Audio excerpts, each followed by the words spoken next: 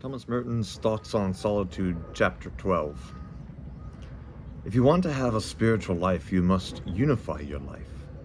A life is either all spiritual or not spiritual at all. No man can serve two masters.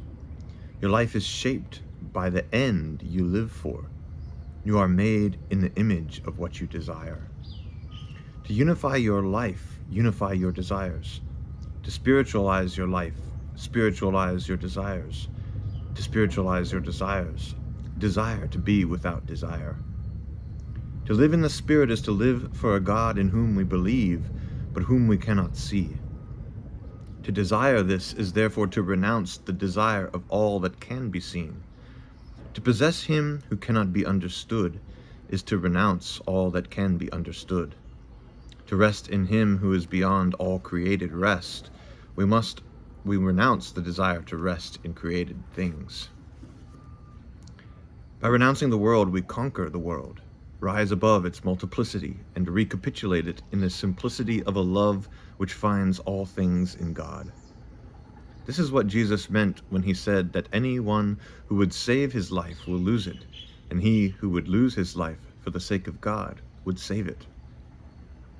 The 28th chapter of Job, also of Baruch 3, tells us that the wisdom of God is hidden and impossible to find, and yet ends by assuming that it is easily found, for the fear of the Lord is wisdom.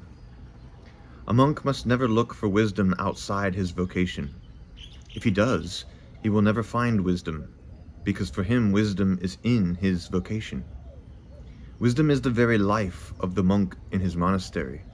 It is by living his life that the monk finds God, and not by adding something to his life which God has not put there. For wisdom is God Himself, living in us, revealing Himself to us. Life reveals itself to us only insofar as we live it. The monastic life is full of the mercy of God. Everything the monk does is willed by God and ordered to the glory of God. In doing God's will, we receive the mercy of God, because it is only by a gift of His mercy that we can do His will with a pure and supernatural intention. And He gives us this intention as a grace, which serves only as a means for us to obtain more grace and more mercy by enlarging our capacity to love Him. The greater our capacity to receive His mercy, the greater is our power to give Him glory, for He is glorified only by His own gifts, and He is most glorified by those in whom His mercy has produced the greatest love.